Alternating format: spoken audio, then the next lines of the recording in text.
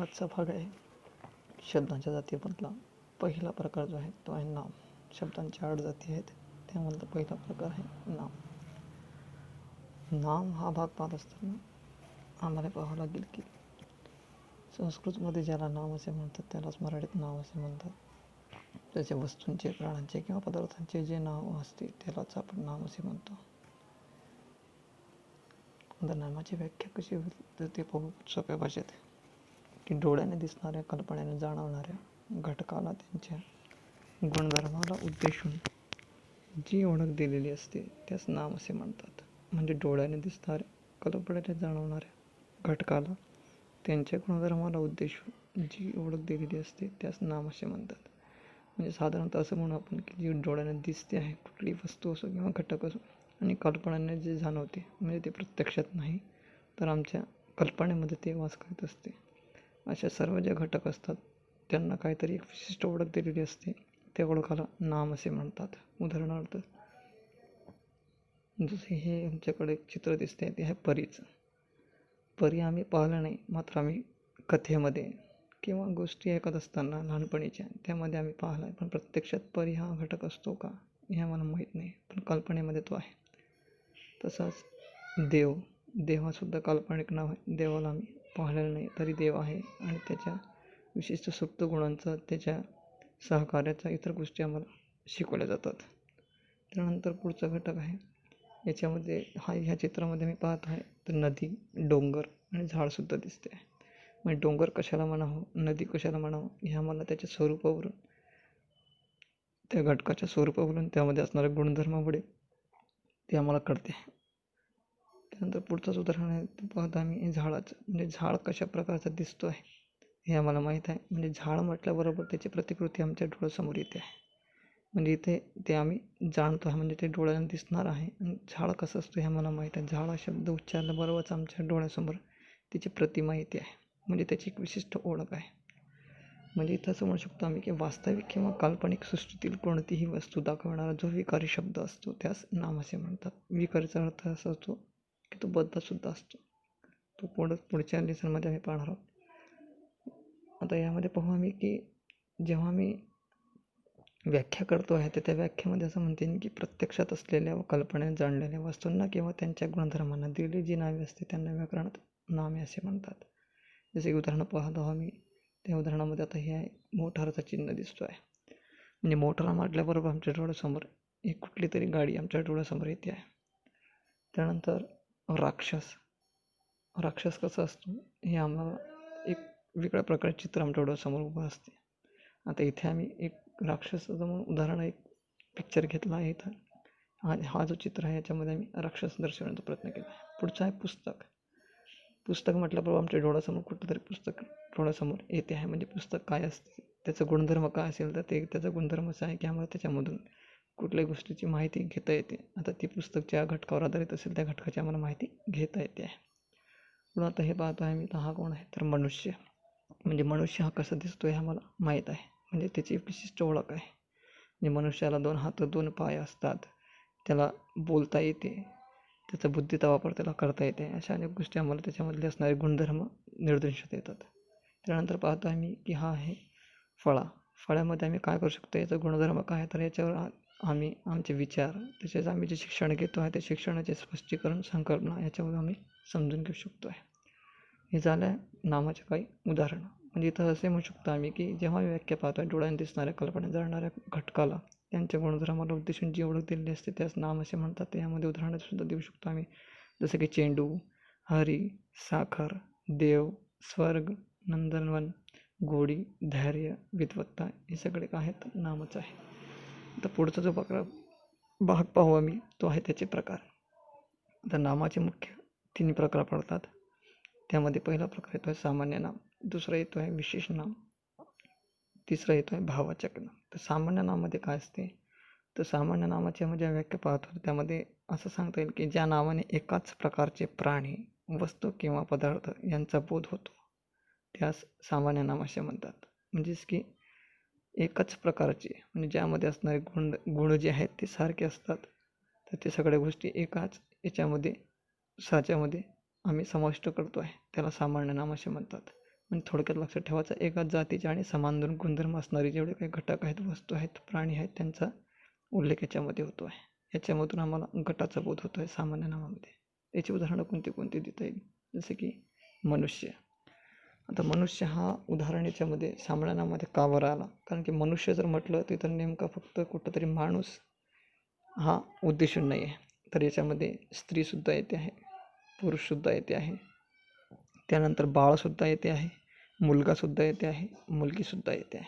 म्हणजे ते एकच जातीचे आहेत, कारण की त्या सर्वांनाच बुद्धी आहे, बोलता येते, त्यानंतर चालता येते, आपले विचार प्रकट करता येते, हे त्यांचे गुणधर्म झाले आहे. तर यामुळे ते एकाच गटात बसतात. त्यांचा उल्लेख हा सामान्य नामामध्ये होतो आहे. दुसरं उदाहरण पाहू आम्ही सैन्य. सैन्यामध्ये सुद्धा आम्ही पाहू शकतो की सैन्यामध्ये असणारे सुद्धा मनुष्य असतात, मात्र एक त्यांचा वेगळा गुणधर्म असतो. ते आमच्या देशाच्या संरक्षणासाठी लढत असतात किंवा तत्पर असतात.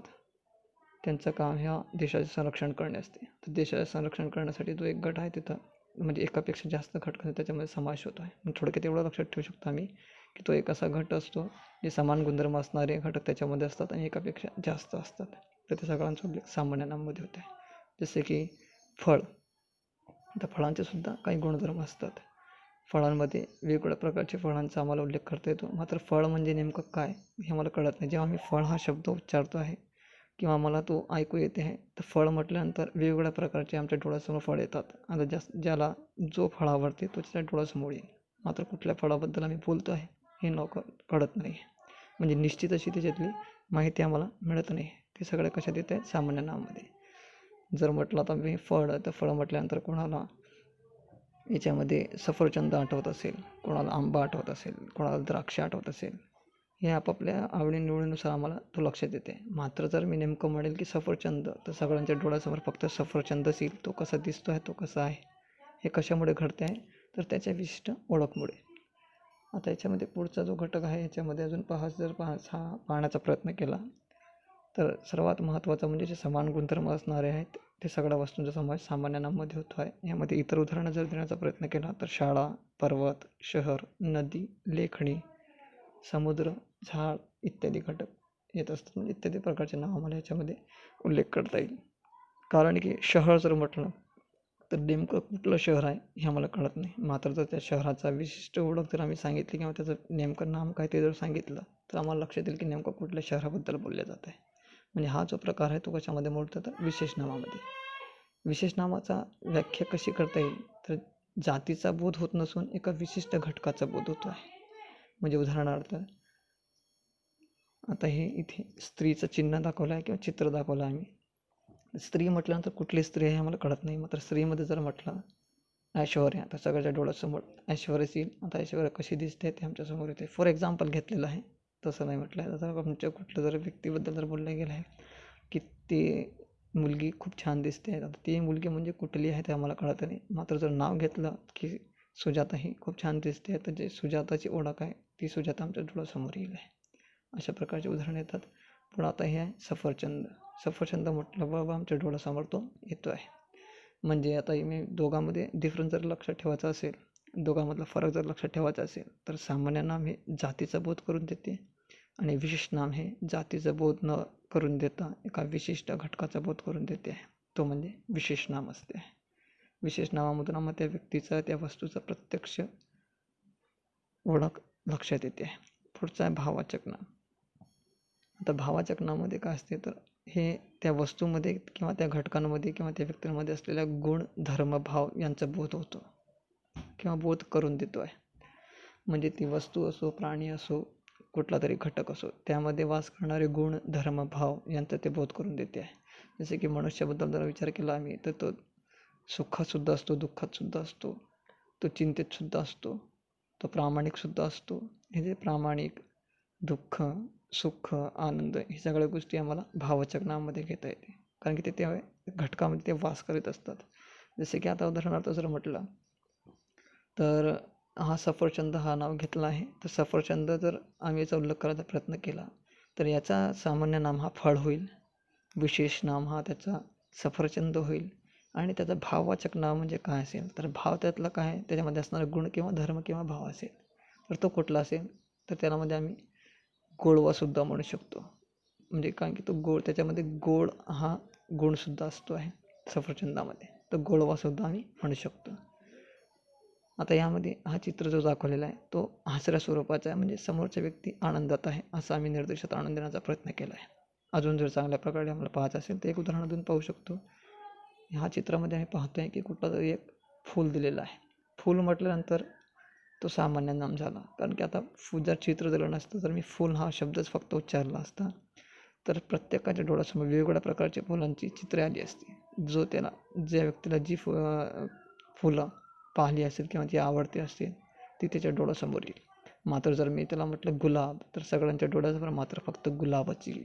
आता हे गुलाब काय झालं, तर तो विशेष नाम झाला. म्हणजे सामान्य नाम फूल आहे, तर विशेष नाम गुलाब आहे. तसंच आता यामध्ये भावाचक नाम कुठला येऊ शकतो, तर सौंदर्य, म्हणजे तो सुंदर दिसतो आहे हा त्यामधला गुण झाला आहे, म्हणजे सौंदर्य येथे त्याचा भावाचक नाम झाला आहे. पुढचं उदाहरण पाहण्याचा प्रयत्न करू. हा चित्र आहे, याचं जर आम्ही सामान्य नाम पाहण्याचा प्रयत्न केला किंवा विशेष नाम आणि भावाचक नाम पाहण्याचा प्रयत्न केला, तर सामान्य नामामध्ये तो मनुष्य म्हणून ओळखला जाईल. विशेष नाम कुठला येऊ शकतो, जसं मी इथं उदाहरणार्थ घेतला विजयकुमार. आता यामध्ये भाव कुठला असेल, तर मनुष्यत्वाचा, तो मनुष्यत्व त्याच्यामध्ये असणारा भाव आहे, तो या उदाहरणामध्ये आम्ही पाहिला आहे. पुढचं आता याच्यामध्ये काय पाहू शकतो आम्ही, तर महत्त्वाचे जे घटक आहेत ज्याच्यामध्ये परीक्षेमध्ये बऱ्याचपैकी प्रश्न विचारले जातात किंवा आम्ही थोडंसं त्याच्यामध्ये गोंधळू शकतो, तशा गोष्टी आम्ही ते घेण्याचा प्रयत्न करतो आहे. आता सामान्य नावाची व्याख्या कशी करता येईल, तर एकाच जातीच्या घटकातील समान गुणधर्मामुळे प्रत्यक्षात असलेल्या व कल्पनेने जाणलेल्या त्या घटकाला व त्यांच्या समान गुणधर्मांना जे सर्वसामान्य नाव दिले जाते त्या सामान्य नाव असे म्हणतात. उदाहरणार्थ कळप, समिती, शाळा, शहर, लेखणी, झाड इत्यादी. म्हणजे यामध्ये एक किंवा एकपेक्षा जास्त जे घटक असतात ज्यांचा समावेश त्याच्यामध्ये करता येईल, त्या सर्व घटकांचा समावेश याच्यामध्ये करता येईल. म्हणजे सामान्य नावामध्ये आम्ही कळप, समिती, शाळा, शहर, लेखणी, झाड हे पाहिले, तर यामध्ये निश्चित कुठला घटक आहे तो सांगता येत नाही. जसं की उदाहरणार्थ शाळा जर म्हटली, तर शाळा कुठली आहे हे आम्हाला माहीत नाही पडत जोपर्यंत आम्ही त्याचं प्रत्यक्षात विशेष नाम घेऊ शकत नाही. आता शाळा हे सामान्य नाम कसं झालं, तर या शाळेमध्ये जी शिक्षण घेण्यासाठी येणारी व्यक्ती आहे ती एकापेक्षा जास्त आहे, म्हणजे गटात ती येते आहे. त्यानुसार सुद्धा आम्ही म्हणू शकतो की हा इथे सामान्य नाम आहे. इतर उदाहरणंसुद्धा पाहू शकतो, कुत्रा, बैल, माणूस इत्यादी. आता कुत्रा कसं काय, कुत्रा आम्ही पाहिलं तर तो एका दुसरा असं म्हणतो आहे, मात्र कुत्र्याला सुद्धा आम्ही नाव देतो आहे. कोणी कुत्र्याला सोनू नाव देतो आहे, कोणी टॉमी देतो आहे, तो प्रत्येक आपापल्या हिशोबाने देते आहे. म्हणजे उदाहरणार्थ असं आहे की 4 लोक जात असतील, 4घे जर कुत्रे असतील, तर प्रत्येक व्यक्तीच्या कुत्र्याचा विशेष नाव हा वेगळा असेल. म्हणजे समजा पहिला जो व्यक्ती आहे त्याच्याजवळ जो कुत्रा आहे त्यानं त्याचं नाव टॉमी ठेवलं असेल, त्यानंतर दुसरा जो आहे त्यानं त्याचं नाव सोनू ठेवलं असेल, किंवा तिसरा जो आहे त्यानं त्याचं नाव भगीरथ ठेवलं असेल, किंवा चौथा जो आहे त्यानं त्याचं नाव समजा कुठलाही लुसेंट ठेवलं असेल, लुसी ठेवलं असेल, कुठल्याही प्रकारचं, ते त्याचे विशेष नाव झाले. म्हणजे जर त्यानं म्हटलं टॉमी, तर त्या 4 कुत्र्यापैकी फक्त टॉमीच पडतील, इतर कुत्रे येत नाहीत, कारण की त्यांनासुद्धा त्यांची विशिष्ट ओळख माहीत असते. तसं बैलांचं सुद्धा असते, बैल, गाय हे सुद्धा आमचे सामान्य नाम आहे, इथं लक्षात ठेवायचं. पुढचं आता या सामान्य नामाचे 2 प्रकार पडतात, एक समुदायवाचक आणि एक पदार्थवाचक. तर समुदायवाचकमध्ये आम्ही व्याख्येनुसारच पाहतो आहे की याच्यामध्ये समूहाचा बोध होतो आहे, म्हणजे त्यामध्ये एका गोष्टीचा भाग न घेता किंवा एका घटकाचा भाग न घेता एकापेक्षा जास्त घटकांचा समावेश होतो आहे. जसं की उदाहरणार्थ गुच्छ, जसं आम्ही पाहिलं आहे, फूल म्हटलं की आम्हाला फूल म्हटल्याबरोबर फक्त एकच फुलाचं कुठलं तरी चित्र येतो आहे, ते आमच्या आवडीनुसार येते आहे समोर. मात्र गुच्छ जर म्हटलं तर गुच्छामध्ये सुद्धा तसंच होईल, मात्र येथे तो एकवचनी फूल, म्हणजे एकच फूल आमच्या डोळ्यासमोर येत नाही, तर एकापेक्षा जास्त फुलांचा तिथे गुच्छ आम्हाला दिसतो आहे. तशाच प्रकारे टोळीचं सुद्धा आहे. टोळीमध्ये उल्लेख जर केला तर एकापेक्षा जास्त लोकांचा त्याच्यामध्ये समावेश होतो आहे. परिषद, मंडळ, ढीग, सभा, थवा हे सुद्धा त्याचे उदाहरण आहेत. जर मी म्हटलं असतं पक्षी, तर पक्षी हा सामान्य नाम आहे, मात्र तो पक्षी जो घटक आहे हा पक्षीमध्ये जेव्हा मी म्हणतो आहे की थवा, तर आम्हाला लक्षात येते की त्या थव्यामध्ये एकापेक्षा जास्त पक्षी आहेत. नंतर पक्षी कुठले आहेत तर ते विशेष नावामध्ये सुद्धा घेऊ शकतो की जसं पक्षीमध्ये जर म्हटलं पोपट, तर पोपट म्हटल्यानंतर आमच्या डोळ्यासमोर डायरेक्ट येतो आहे की तो पक्षी आहे, हा त्याचा सामान्य नाम झाला, विशेष नाम तो पोपट आहे असं लक्षात येईल. मग थवा म्हटलं की त्याच्यामध्ये एकापेक्षा जास्त पोपटांचा समावेश होतो आहे, अशा प्रकारचं तो उदाहरण देता येईल. दुसरं आहे पदार्थवाचक नाम. तर पदार्थवाचक नामांचा उल्लेख जेव्हा करतो आहे तर त्याची व्याख्या कशी येईल की ती असे घटक असतात की ज्यांची मोजणी संख्येशिवाय इतर परिमाणांनी होते. म्हणजे तिथे निश्चित संख्या न येता परिमाण येते आहे. जसे की आता आम्ही सोने, चांदी, साखर, दूध, कापड, लोखंड, मीठ इत्यादी प्रकारचे जे उदाहरण जेव्हा पाहतो आहे तर आम्ही याला संख्येमध्ये मोजत नाही. म्हणजे 2 सोने 3 सोने असं न म्हणता आम्ही त्याच्यामध्ये काय म्हणतो आहे की तो सोन्याला आम्ही म्हणतो की 1 ग्राम सोना, 1 ग्राम चांदी, 1 तोळा सोना किंवा 1 तोळा चांदी असं म्हणतो आहे. किंवा साखर, 1 साखर 2 साखर असं न म्हणता आम्ही तिथं पाव किलो साखर, 2 किलो साखर अशा प्रकारे म्हणतो आहे. तसंच कापडचं सुद्धा 1 कापड 2 कापड न म्हणता त्याला मीटरमध्ये मोजतो आहे. 1.25 मीटर कापड, 2.25 मीटर कापड, 2 मीटर कापड अशा प्रकारे. म्हणजे इथे संख्या न घेता इथं परिमाणाने मोजले जाणारे जे घटक आहेत त्यांचा सर्वांचा समावेश पदार्थवाचक नावामध्ये होतो आहे. पुढचा घटक पाहूया आम्ही विशेष नाम. विशेष नाम म्हणजे काय असेल तर ज्या नावाने जातीचा बोध होत नसून त्यातील एका विशिष्ट व्यक्तीचा किंवा प्राण्यांचा किंवा वस्तूचा बोध होतो आहे. जसे की उदाहरणार्थ जर इथं म्हटलं मी पर्वत, तर पर्वतमध्ये नेमकं कुठला पर्वत आहे निश्चितपणे सांगता येत नाही. मात्र जर मी म्हटलं असतं हिमालय तर आमच्या सर्वांच्या डोळ्यासमोर आलं असतं हिमालय पर्वताचं चित्र, की नेमकं फक्त हिमालय पर्वताबद्दलच बोललं जात आहे. म्हणजे यातून एका जातीचा बोध नसताना त्या जातीतील एका विशिष्ट घटकाचा बोध होतो आहे. म्हणजे हिमालय म्हणजे जर मी म्हटलं पर्वत तर पर्वत हा सामान्य नाम असेल, जर विशेष नावामध्ये म्हटलं तर हिमालय हा येऊ शकतो. किंवा कळसुबाई डोंगर हा सुद्धा म्हणू शकतो. डोंगर हा सामान्य नाम असेल, डोंगरामध्ये जर पाहिलं तर कळसुबाई हा विशेष नाम असेल. तसंच नदी जर म्हटलं तर नदी हा सामान्य नाम झालेला आहे. मात्र जर मी गंगा, गोदावरी, नर्मदा, कृष्णा हे नाम जर घेतले तर ते त्यांचे विशेष नाम झाले त्या नद्यांचे. तसंच उदाहरण आहे सूर्य, ऐश्वर्या, महेंद्र इत्यादी. आता या दोघांमधला फरक काय आहे सामान्य नाम आणि विशेष नामाचा? तर सामान्य नाम हे जातीवाचक असते म्हणजे जातीचा बोध होतो आहे, आणि विशेष नाम हे व्यक्तिवाचक असते म्हणजे त्या विशिष्ट घटकाचा बोध होतो आहे. जसं की उदाहरणार्थ सामान्य नामामध्ये जर पाहिलं फूल, तर फूल हा आमचा सामान्य नाम असेल, कारण की निश्चित कुठल्या फुलाबद्दल बोललं जातं हे निश्चित माहिती आम्हाला होत नाही आहे. आणि याच्यामध्ये सर्वात महत्त्वाचं की सामान्य नामाचे अनेक वचन होते. बरोबर आहे, कारण की त्याच्यामध्ये एकापेक्षा जास्त घटकांचा समावेश होत आहे म्हणूनच तर ते सामान्य नावामध्ये मोडलं गेलं आहे. आणि विशेष नावाचे अनेक वचन होत नाही, कारण की ते विशिष्ट एका घटकाचंच नाव असते. म्हणजे गुलाब, आता गुलाबाचं अनेक वचन जर करायला गेलं तर गुलाबच होईल, गुलाबी होणार नाही. ठीक आहे, हा याच्यामधला फरक आहे. इतर उदाहरणे पाहू सामान्य नाम आणि विशेष नामाचे. जसे की पर्वत, पर्वत हा सामान्य नाम झालं. हिमालय, सातपुडा, निलगिरी हे विशेष नाम, त्याचे विशेष नामाचे उदाहरण आहेत. दुसरं शहर आहे, तर शहर म्हणजे नेमकं कुठलंही माहीत नसते. मात्र जर मी म्हटलं धुळे, मुंबई, पुणे, अमरावती असे इतर जे शहर आहेत तर त्या शहराबद्दल मी बोलला जाईल किंवा ज्या शहराचं नाव आम्ही उल्लेख करू तर त्या शहर तीच शहर आमच्या डोळ्यासमोर येईल, इतर कुठल्याही शहर येणार नाही. म्हणजे हे त्यांचे विशेष नाम झाले आहे. तसं नदीमध्ये सुद्धा होईल. नदी ही खूप छान वाहते आहे असं जर म्हटलं तर कुठली नदी वाहते हे आम्हाला लक्षात येत नाही. आता जर म्हटलं तापी नदी ही खूप छान वाहते आहे असं म्हटलं तर फक्त तापी नदीच आमच्या डोळ्यासमोर येईल, गोदावरी, वर्धा, नर्मदा ही येणार नाहीत. अशा प्रकारे आम्ही आज जो भाग पाहिला आहे नाम म्हणजे काय, नामाचे प्रकार हे पाहिले आहे. तर नामाच्या प्रकारामध्ये आम्ही 2 भाग पाहिले आहे, एक सामान्य नाम आणि एक विशेष नाम. त्यामध्ये सामान्य नामाचे 2 प्रकार पडतात हे आम्ही पाहिले. त्यानंतर दोघांमधला फरक काय हे सुद्धा पाहिलं.